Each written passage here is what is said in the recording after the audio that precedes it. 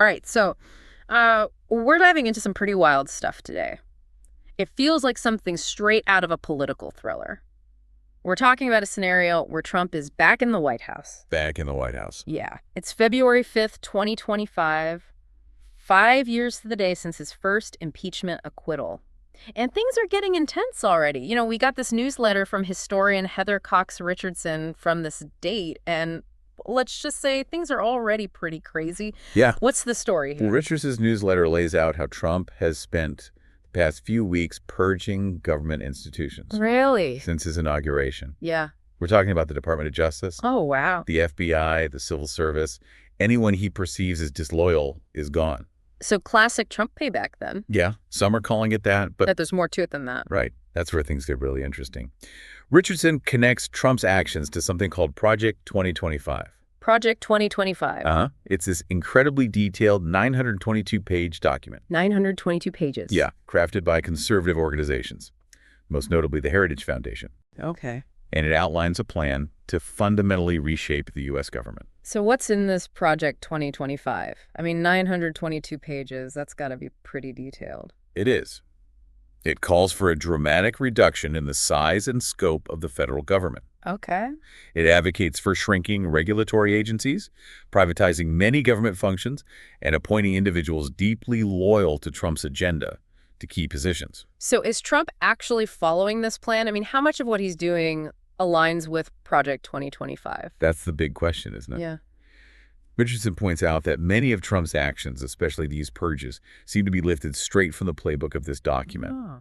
It raises the question of whether Trump is truly in control here, or if he's a figurehead for a larger, more organized agenda. So you're saying he might just be the face of this movement and there are others pulling the strings behind the scenes. Exactly. And there are some other concerning details that Richardson highlights.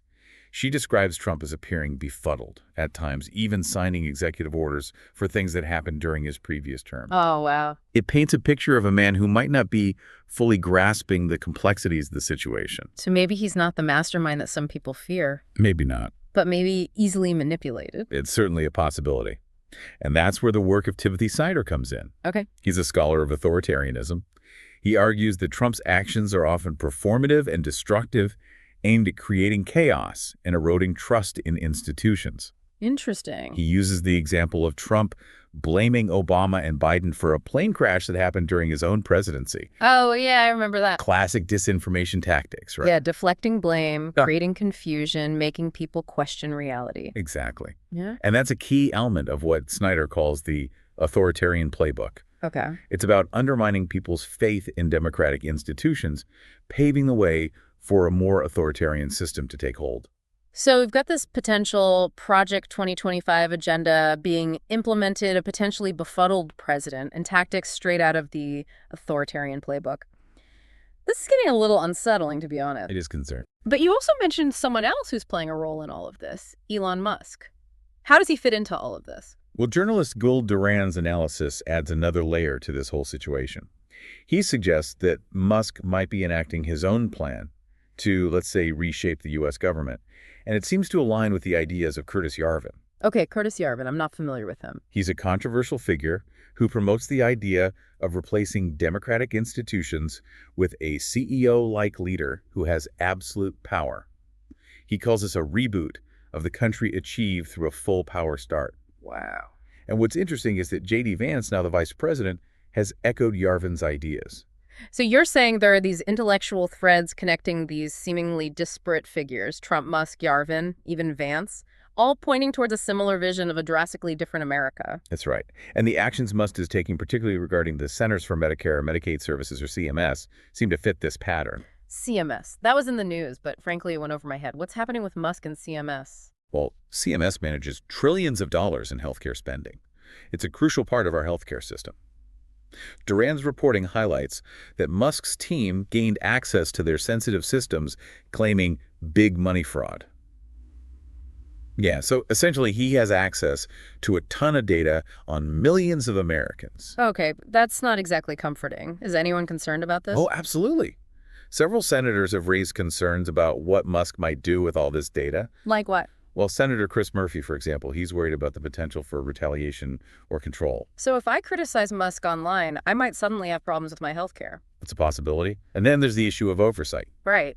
'Cause then, That's another big concern. Experts like Donald Kettle, they're pointing out the conflict of interest here. yeah. I mean, Musk is getting billions in government contracts, but he's also demanding the right to audit government spending. That sounds like a recipe for trouble. It does.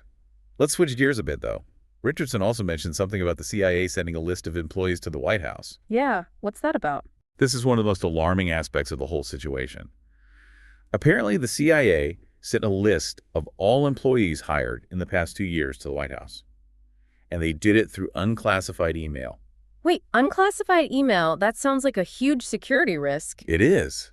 This list includes people working undercover in dangerous places. Yeah. Exposing their identities could put their lives at risk. So this is a major breach, and it raises serious questions about the motives behind it. I mean, is it just incompetence, or is there something more going on here? Right. That's what everyone's trying to figure out. Some people are speculating that this could be part of a broader effort to purge the intelligence community of anyone perceived as disloyal to Trump. I mean, he's already targeted the DOJ and the FBI. Exactly. Yeah. So it wouldn't be surprising if he had similar plans for the intelligence agencies.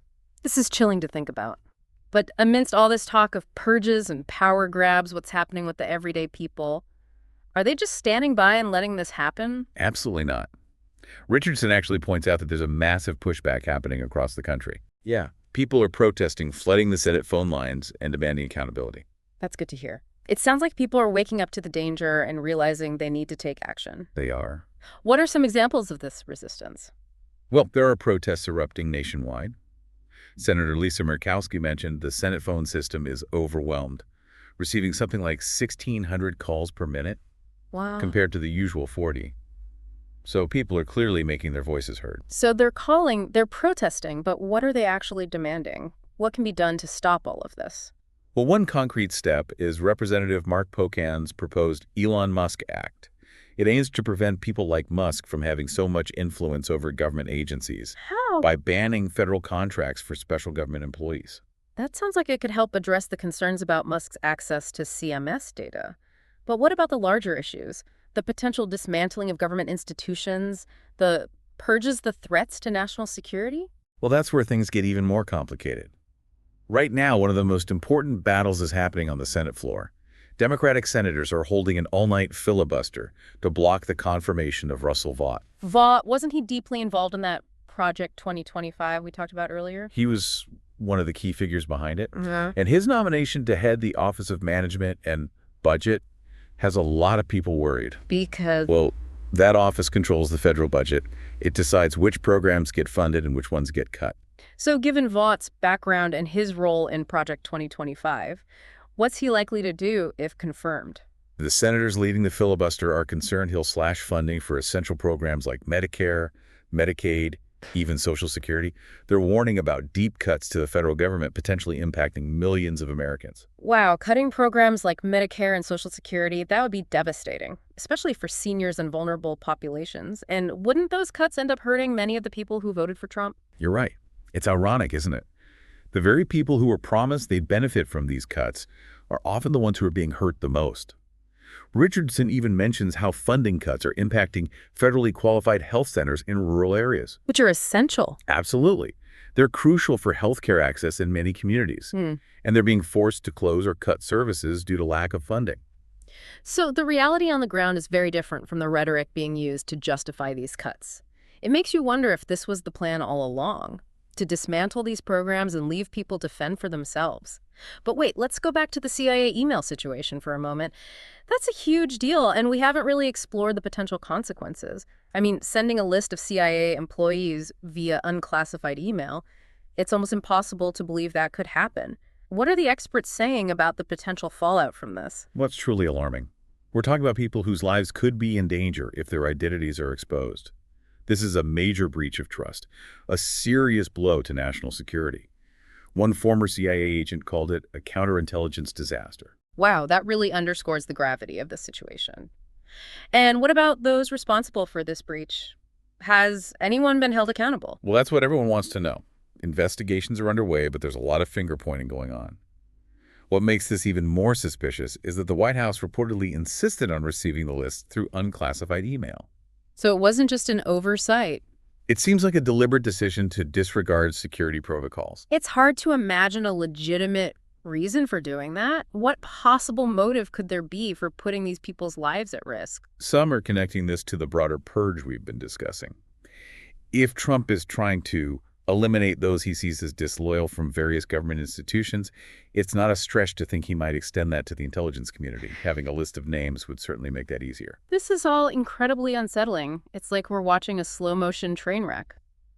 But what I keep coming back to is the human cost of all of this. We're not just talking about abstract policies or political maneuvering. We're talking about real people whose lives are being upended.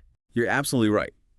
The people affected by these purges, the intelligence officials whose identities have been compromised, the families struggling to make ends meet because of budget cuts, these are the real casualties of what's happening. It's important to remember that.